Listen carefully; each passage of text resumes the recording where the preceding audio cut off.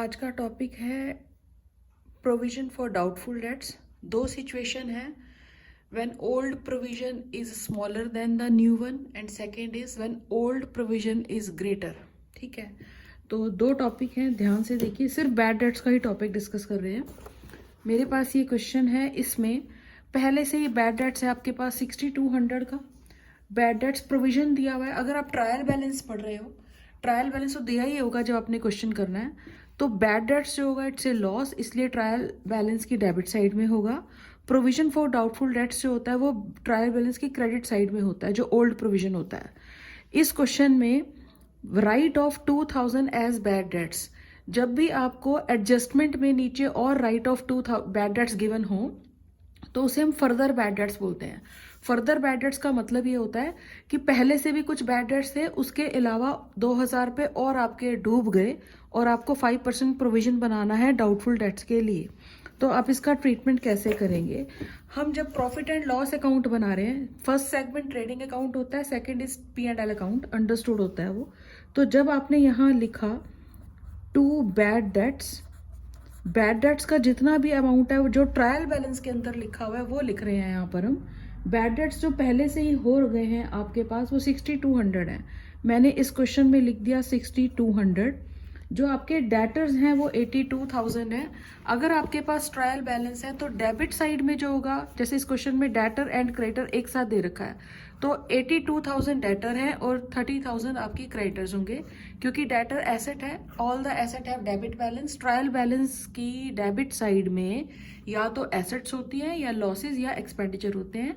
Credit side में all income होती हैं, गेन होते हैं या लाइबिलिटी होती है। इस क्वेश्चन में नीचे एडजस्टमेंट में लिखा हुआ है कि 2000 के बैड डेट्स और हो गए, तो कैसे ट्रीटमेंट किया जाएगा? सबसे पहले इस फॉर्मेट में प्रॉपरली अगर फॉर्मेट बनाया जाए तो एसेट और लाइबिलिटी के लिए स्पेस एक जैसा होता है, लेकिन मुझे सिर्फ ये वाला कंटेंट टॉपिक बताना है, इसलिए मैंने ये वाली साइड इसकी बड़ी रख दी है। तो यहाँ पर सबसे पहले आपके पास डेटर्स गिवन है 82,000। ये जो मैंने इस पेन इस कलर से लिखा, ये ऑलरेडी जो टॉपिक गिवन है वो लिखा। अब जो मैं कलर यूज कर रही हूँ वो सिर्फ बच्चों को समझाने के लिए कि आपको एक वो डिफरेंस देखना है कि अब कि और नया चेंजेस इसके अंदर क्या होकर आ रहे हैं या कैसे पता चलेगा। मतलब मैं अलग पेन इसलिए यूज कर रही हूँ एडजस्टमेंट के बारे में बताने के लिए। नीचे एडजस्टमेंट में लिखा हुआ है 2000 बैड डेट्स हो गए फर्दर। आप उसके यहाँ लिखेंगे add further bad dates. Further का मतलब क्या हुआ कि ये 6200 भी बैड डेट्स हैं और पैसे डूब गए 2000, तो टोटल बैड डेट्स कितने हो गए आपके 8200। अब ये एडजस्टमेंट में है तो दो जगह आना चाहिए। आप सबसे पहले, अब आपके डेटर्स 82,000 रहे ही नहीं, लेस हो गया यहाँ पर बैड डेट्स। अब आपको बच्चों को ये प्रॉब्लम आती है कि हम कब बैड डेट्स को इसमें से माइनस करें। जब आपके बैड डेट्स एडजस्टमेंट में दिए हों, जैसे इस क्वेश्चन में लिखा हुआ है write off 2000 as bad debts. कभी कभी क्वेश्चन में क्या होता है, ऊपर ट्रायल बैलेंस में बैड डेट्स नहीं दिया हुआ, तो हम क्या करेंगे, तो हम इसी 2000 को बैड डेट्स लिख देते। ऐसे भी कर सकते हैं, ऐसा ही करना पड़ेगा। तो इस क्वेश्चन में 6200 पहले से ही बैड डेट्स हैं, 2000 पे आपके और डूब गए, तो आपके टोटल बैड डेट्स कितने हो गए 8200 के। ये एडजस्टमेंट में दिया हुआ था, तो अब आपके डेटर्स जो है देनदार 82,000 नहीं है, 2000 पे और डूब गए। अब आपके डेटर्स कितने हैं 80,000। तो आपको प्रोविजन बनाना है डाउटफुल डेट्स के लिए ऑन डेटर्स। तो अब आपके डेटर्स 82,000 नहीं है, अब आपके डेटर्स कितने 80,000। तो 80,000 का 5% जो होगा वो प्रोविजन बनेगा 4,000 रुपये। तो आप यहाँ से लेस कर देंगे न्यू प्रोविजन। न्यू प्रोविजन आपका लेस हो जाएगा 4,000।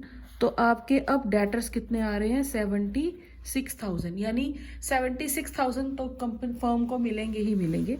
तो अब आप यहाँ ऐड कर देना न्यू प्रोविजन 4,000। अब कुछ बच्चे जो कॉन्सेप्ट सीखना बड़ा अच्छे से चाह रहे हैं, वो जानना चाहते हैं कि न्यू प्रोविजन ऐड क्यों होता है।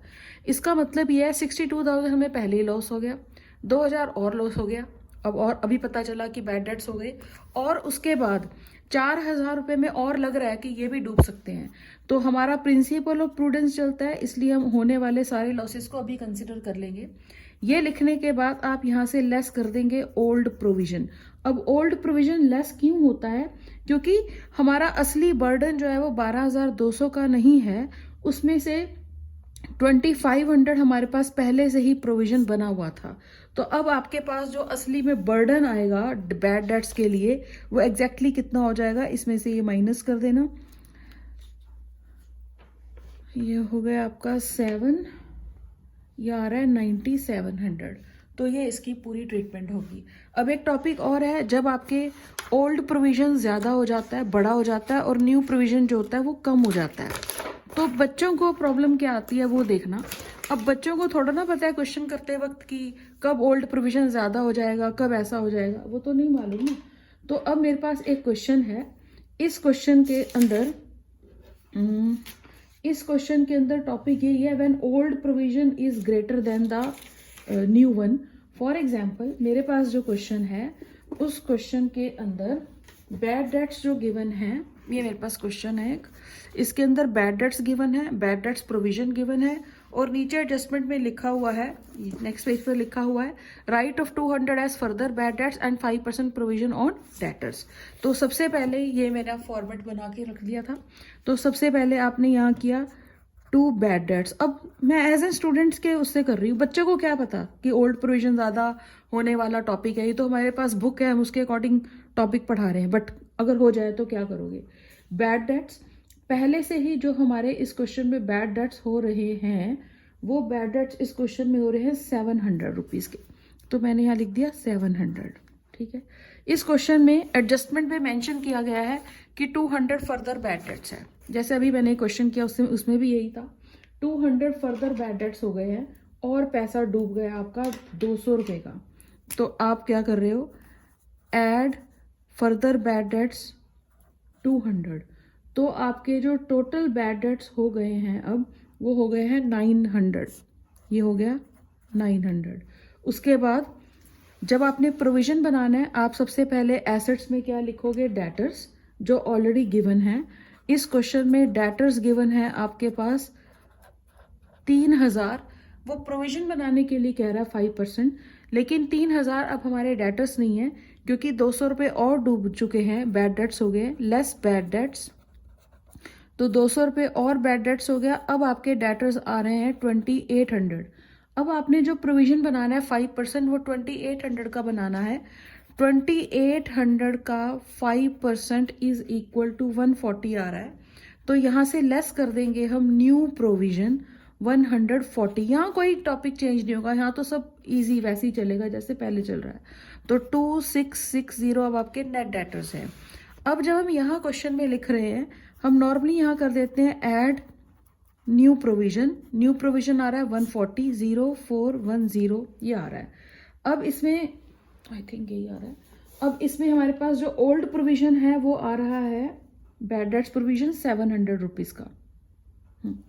अब ओल्ड प्रोविजन जो आ रहा है वो कुछ गड़बड़ लग रही है, नहीं ठीक है, 700 हमारे पास सपोज पहले बैड डेट्स थे, 200 रुपये आपके और डूब गए, टोटल बैड डेट्स 900 हो गया।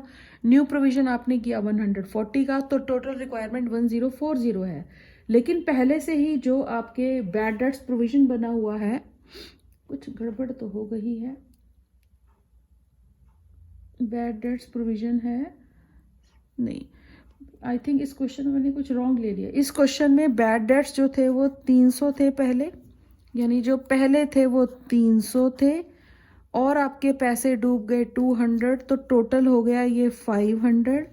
140 के और प्रोविजन बनाया, ये हो गया 640।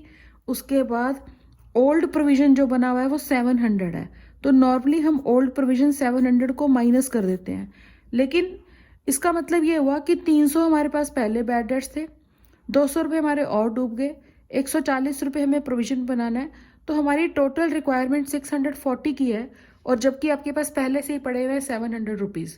तो आप यहाँ थोड़ा ना लिखोगे, अब तो पैसे बच रहे हैं, तो कायदे से जो 60 रुपीज़ बच रहे हैं वो क्रेडिट साइड में आनी चाहिए। अब जैसे मैंने क्वेश्चन किया, मेरा गलत हो गया, मैंने कटिंग थोड़ा ना की, या वीडियो दोबारा थोड़ा ना बनाने बैठूंगी मैं, मतलब एक कॉन्सेप्ट बता रही हूँ। कभी भी पैनिक नहीं होना है सिचुएशन के अंदर। मैंने भी क्या किया ना, आराम से इसको चेंज कर दिया, हो गई गलती, ओके। अगर मान लो आपके 60 रुपीज़ यहाँ बच रहे हैं, तो बच्चे को पता लग गई, जिसको कॉन्सेप्ट क्लियर है कि ये 60 रुपीज़ यहाँ आने चाहिए। तो अगर मेरा बच्चा कोई ऐसे क्वेश्चन करे और बच्चा यहाँ पर एरो लगाकर 60 रुपीज़ लिख देगा, मैं तो गलत नहीं करूँगी, ठीक है, अगर मान लो पेपर में ऐसी सिचुएशन हो भी जाती है, अगर आपके पास टाइम कम है तो आप 60 ऐसे लिख सकते हो, कोई प्रॉब्लम नहीं है मेरे अकॉर्डिंग। अदरवाइज करना ये चाहिए, अगर आपको एक्सपीरियंस ज़्यादा हो गया, प्रैक्टिस अच्छी हो गई है, तो कुछ बच्चों को ही पता लग गया ये ऐसे ये यहाँ आना चाहिए, तो क्या करना चाहिए, ये सारा उल्टा चलेगा, रिवर्स चलेगा। तो आप क्या करोगे, बाय ओल्ड प्रोविजन आ रहा है 700, लेस कर देना इसमें, ये सब कुछ उल्टा चलेगा, यानी जो ये माइनस में था ये प्लस हो जाएगा और ये सारी चीजें माइनस हो जाएंगी। तो लेस कर देना bad debts, total bad debts इसके अंदर हो रहे हैं 500, तो ये हो गया 200, लेस कर देना न्यू प्रोविजन 140, तो आपके 60 रुपीज उल्टा बच रहे हैं तो कहाँ आएगा, क्रेडिट साइड में। अगर जो बच्चे बहुत अच्छे से कॉन्सेप्ट सीख रहे हैं ना, उन्हें ये बात समझनी चाहिए कि जैसे आप ट्रायल बैलेंस के अंदर पढ़ते हो ओल्ड प्रोविजन, ऐसे ही तो क्रिएट होता है ओल्ड प्रोविजन। यानी जब नेक्स्ट ईयर शुरू होगा हमारा, मतलब इससे अगला साल जो होगा, तो ओल्ड प्रोविजन जो होगा वो ये 60 रुपीज का होगा। तो अगर आपका old provision is greater than the required amount, तो जो आपका आंसर आ रहा है, जो एडजस्टमेंट आ रही है, एग्जैक्ट अमाउंट आ रहा है, वो डेबिट साइड में नहीं आएगा, क्योंकि वो लॉस या खर्चा नहीं है, उल्टा पैसे बच रहे हैं आपको, तो वो प्रॉफिट एंड लॉस अकाउंट की क्रेडिट साइड में आएगा।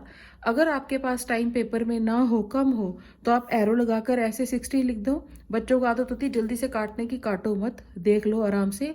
अगर आपने के पास ये वाला टाइम भी है, ये सब भी लिख दिया, और इसको काटना भी है, तो सिर्फ एक हल्का सा कट लगाना, ऐसे जलेबी नहीं बनानी है। ठीक है, तो ये एक अच्छा टॉपिक है, इंपॉर्टेंट टॉपिक है ये। तो जब भी आपका फाइनल अकाउंट का टॉपिक आएगा, बैड डेट से रिलेटेड टॉपिक तो पूछा ही जाएगा। तो यहाँ तक प्रैक्टिस कर ले अच्छे से, ध्यान से। Thank you so much.